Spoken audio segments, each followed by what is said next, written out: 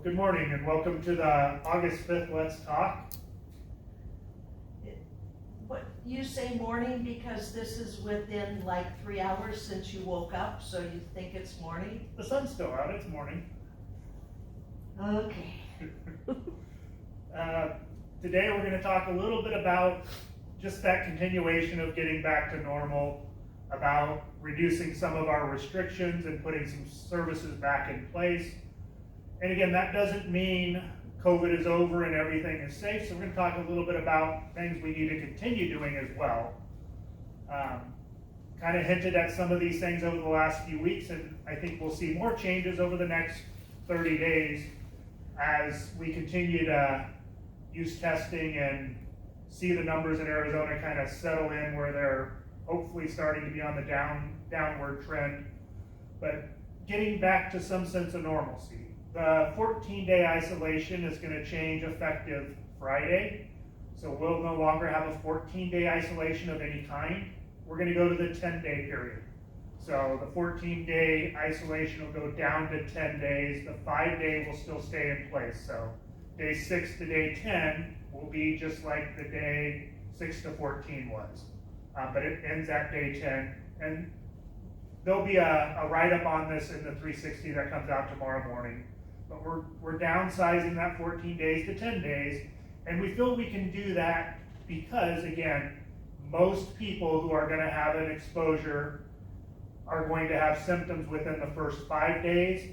And it's like 95% of people who have an exposure will have symptoms within the first 10 days. So we think the risk to reward ratio is a good thing to make that change at this time. And we'll continue to probably chip away at that 10-day and eventually get to a 5-day as the isolation period. So as of right now, that's kind of our plan. So again, starting Friday, August 7th, the 14-day isolation gets replaced with a 10-day isolation. And that cutoff is still at the 5 days. And the temperature checks will then just, again, be for the 10 days, Correct. not the 14. Yep. Starting this Friday as well, the Ocotillo dining room will open the two tops against the window as a place where you can go and sit down. If you pick up your meal at the cafe or Ocotillo, you'll be able to utilize those two top tables starting Friday. Again, that will go out in the 360 letter tomorrow. You probably noticed, I think on Monday we added a couple of chairs back to the tables near the post office. And as we're doing this, one of the things that I really want to stress is wearing your mask when you're in common areas. If you're on that isolation period and you're out in a common area, making sure you not only are wearing your mask but your shield. We continue to get reports and have to remind people that masks need to be worn when you're not in your apartment. So if you're playing pool, if you're playing bridge in Saguaro Lounge, if you're shooting hoops in the gym or hitting your golf balls, the mask needs to be worn when you're in public inside of our buildings if you're not in an apartment. So that's just a critical piece. Again, we feel like we can open some more of these areas up, but we need residents to stay safe with the masks. Again, COVID is not over, COVID is not gone. We've worked hard, we've been lucky, we've been blessed to not have cases spread. Where we've had employees test positive, we haven't had any spread. And again, we put that to good training, we put that to all the staff wearing masks, wearing the shields, so that even if they brought it in, they did not spread it to other staff members or residents. As we continue to open up some of our services, it's more important than ever that you are wearing that mask for your protection and for the protection of the people you're with. Again, we can only reduce the possibilities of COVID coming on campus. We can't eliminate it. But we do feel that if you're wearing your mask, if you're washing your hands and using sanitizers, if you're using that shield, and the people around you are doing that same thing, there's very little risk of it spreading. But if you're playing bridge with a group of 5 people in Saguaro Lounge, and none of you are wearing a mask and one of you have it, all of you will probably have it. And again, we want to open these services up, we want to open these areas up. I can't stress enough how important it is that we get each resident to do their part, and each resident to remind somebody who might be sitting with them to play bridge to do their part, or again, whatever that event is. So as we open these areas back up, it's just more important than ever that every resident's wearing their mask or their face shield if required, and again, it's required in the common areas.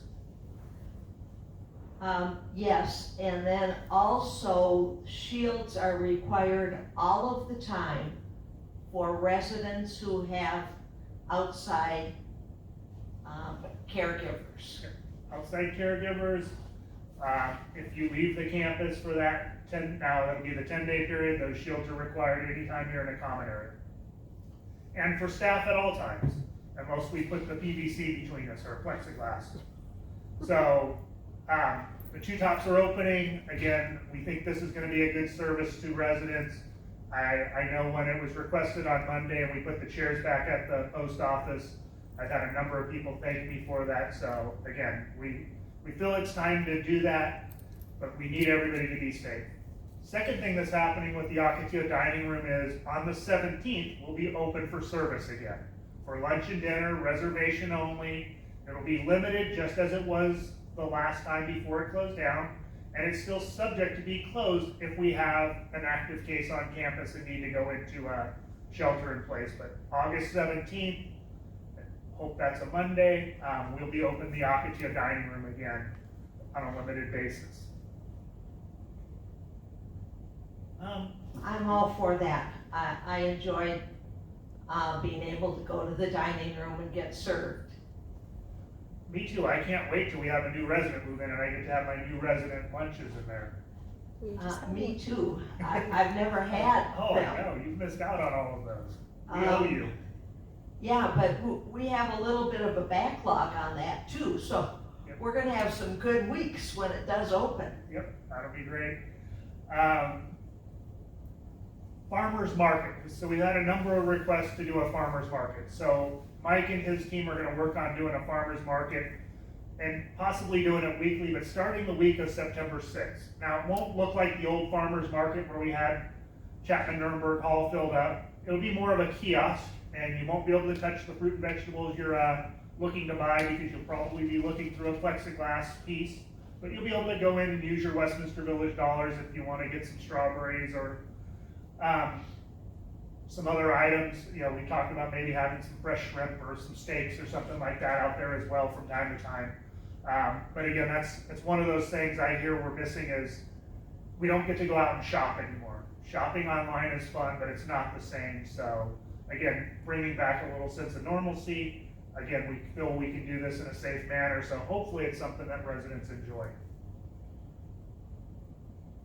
One of the exciting things we've been talking about, it feels like for 3 months, but and I wish we would have been able to do this in May or April, but that's the in-person visits. So starting Monday the 10th, we're going to be able to have in-person visits on campus.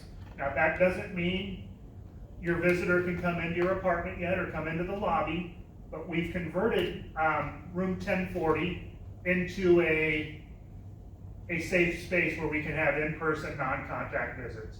So what we did is your visitor, your family member will call, and I don't remember the number, but Kate's number or reception to schedule this, and you'll be able to have son, daughter, friend, whoever it is, come in. They'll go through the sliding glass door at 1040, which is right out by the koi pond across from my old office that I miss very much.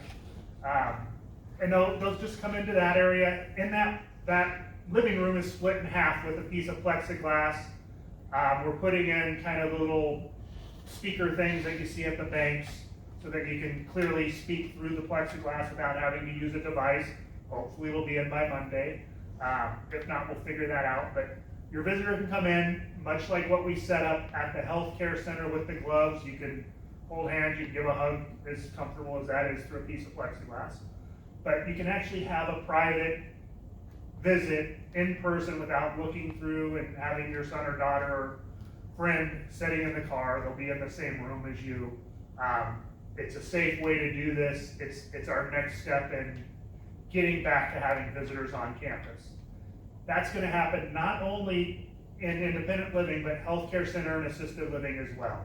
We're continuing to make some improvements of the on-campus visits for healthcare center and assisted living, but we are gonna be ready within a week or so to be able to have that open as well. So look for that in the 360 as well, but we're pretty excited about that happening. And then the next step becomes being able to have those visitors in your apartment. And again, when we're ready to do that, hopefully sometime in September, we'll be able to do that with testing. So that visitor will have to come in and do the symptom checks, same as employees do, and then take a COVID-19 test that gives us instant results. And those visits will be in your apartment, and we'll talk about what the rules to that are. We're not ready to say we can do that safely yet, but that's our next goal, is to be able to have those in-person contact visits in resident apartments, and again, doing it in a safe manner. It's really hard to believe that you're talking about what we're doing in September, when we started this way back in March. Sometimes when you look at it on a day-to-day basis, okay, I'm bored, but at the end of the week you say, the week went so fast, what happened? And now we're saying September and March, the time seems to fly by, even though every day drags on. Yeah, the days last forever, but the weeks and months go by really quick. Yes. So those in-person visits, and our team has been talking, and we think when there's COVID 2024, we're gonna be so good at this. So good at this. It's not gonna take us 6 months to get some of these things right. So we'll see if we're all around for COVID 2024. So the in-person visits, again, it's an exciting thing because we do have to get back to that sense of normalcy. We have to get back to the socialization that we all, we all need. At some point, the cure, what we're doing, is worse than the disease. So we have to get back to making Westminster Village a great place to live and a great place to work. We've made it a safe place to live and a safe place to work, but that's not enough anymore. So it's time to do that. Again, we're gonna move slowly, probably slower than some people want, because we don't want to give up that safety net that we have. But we are working hard to make sure we can get you back in touch with your families. The people who have gone off campus and taken a trip have gotten so much reward out of that. It's been fantastic for them. We're also working hard to do a better job of the virtual visits. So you're gonna see a much more information on that, and really just making that available to anybody who wants to do it without having to necessarily eventually schedule those, and just making sure people feel comfortable and they can just check out the device. Or making the devices available if you want to use your Westminster Village dollars, or maybe give it away in place of some of the housekeeping services, so that residents have that if they want to make contact with family members on a daily basis, and not go through the headache of having to go through and schedule that with somebody else, just being able to do it. So we're going to have some exciting news about that over the next week or two as well. The other thing is, there's a new program coming out. We've talked about it a lot. It's got a new name, and it's called the Heart to Heart. And I'm supposed to read something about it so I don't mess it up, so hold on a second. And this is something I'm really excited about. I think this is going to be fantastic. But it's a neighbors to neighbor program to help residents establish better connection with each other, to recognize how difficult the changes that COVID-19 has mandated. We know the impact they had on our social and emotional well-being of everyone on campus. In this difficult time of physical distancing, we want to do everything we can to have happy residents. And again, this is a program run by residents to just ensure that everybody on this campus who needs it is having human contact. We have a lot of people, because of COVID, who are self-isolating much more than the restrictions we put in place, but they're because they're susceptible to this, they're taking extra precautions, and some of them aren't having any human contact. So this is a way that neighbors are volunteering. We have a great set of volunteers. Joanne Benzer is chairing this committee task force program. And again, it's meant to make sure that everybody's getting a call, and it's not a call just to say, are you okay? It's a call to have a great conversation and make sure that, again, people are happy and they're getting what they need. So I look forward to this rolling out. I know it's going to be talked about at the next resident association meeting. Is that Tuesday? That's Tuesday. My calendar's not so good anymore, but Tuesday, so tune in for that. Watch that on Channel 22. YouTube if you don't have channel 22. It's going to be a great program, and again, I look forward to it. I think it's one of the great things that our residents are doing. I think that one of the biggest things that's going to help in bringing back some of the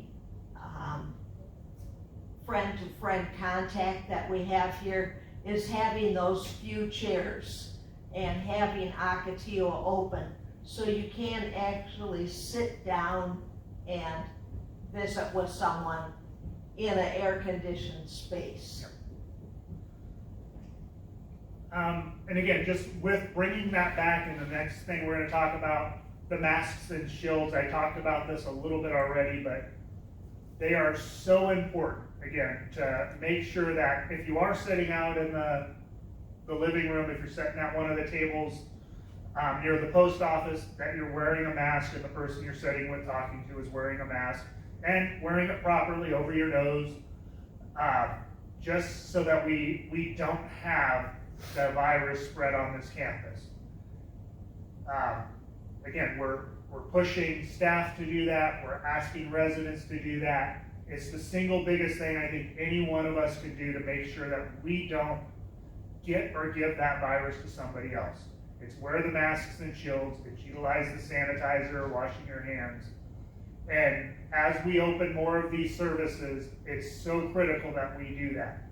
We know in this type of an environment that if the virus gets in, it spreads so quickly. And it's devastating to our demographics. So it's just critical that every resident is focusing on that.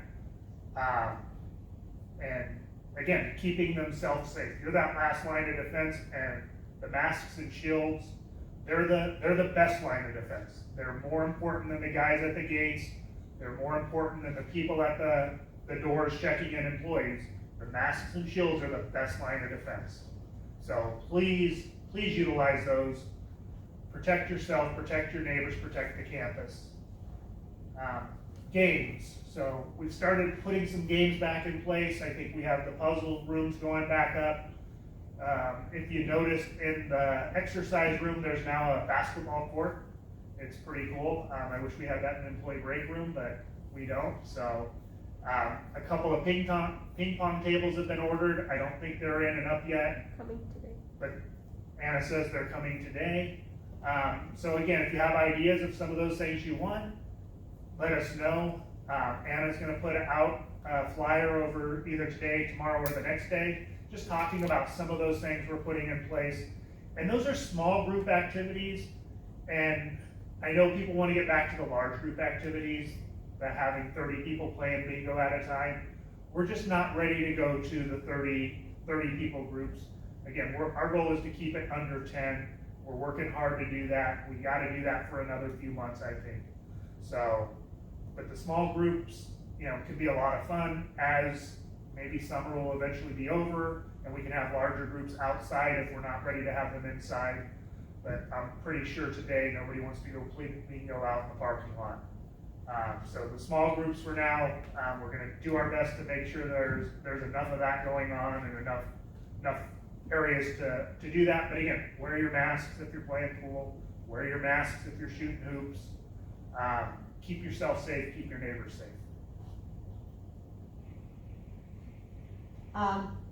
Yes, it's going to be good to have a few more options of things to do here on campus.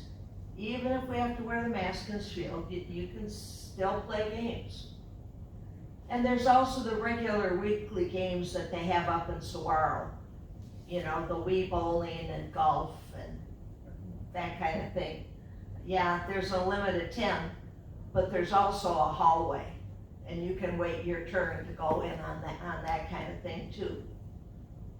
Yeah, and if we feel like those are over full and we want to have a second setup, we can set a second setup of Wii up in another area, even outside of Saguaro at the TV that's in the office area there. So again, I think that survey is coming out from Megan and her team either this week or next week. If you're interested in that, or if you think there's another hallway we should do that, we're more than happy to put something like that in place. And again, I know it's not as fun with 9 people as it is with 29 people, but for now, it's one of those restrictions we think is important. Yeah, the only thing that could make it any better is bigger bingo prizes. So what do we give now for bingo prizes? I've never won. Candy. Candy? All right, so bigger candy. Perfect. Bigger candy. 2 pounds of chocolate. They can't give ice cream anymore for bingo prizes because everybody gets ice cream every day with their meal. And then Matt comes wandering down the hall with the ice cream cart. So ice cream isn't a good enough prize anymore. Move on. All right, bigger candy it is. Housekeeping. So this is probably the most popular change we've made since COVID started, was changing the housekeeping, right? Is that what you're hearing from residents?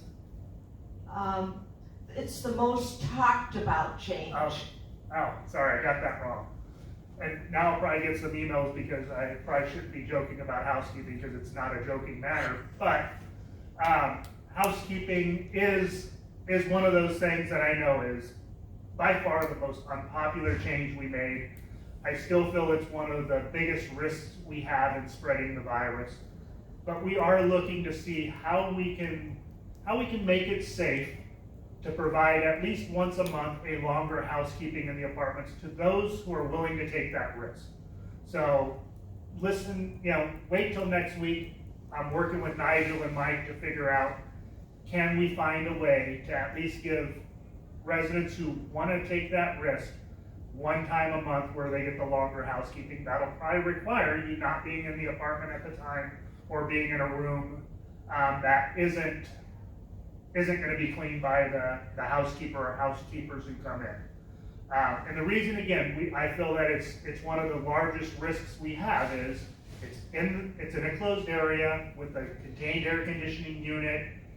It's an extended amount of time, and in many, many cases, our residents and staff members, the housekeepers, tend to have very close conversations. They tend to spend time not just doing housekeeping, but being that friend, being that person that cares about them. And again, it puts a big risk because of that close contact with the resident and the staff member who is off campus. And the other piece of that is, again, the majority of our staff members that have had COVID come from that department. So that risk just is a really hard one for me to say we want to do something different at that time. There's obviously an amount of housekeeping we have to do to keep apartments clean and safe.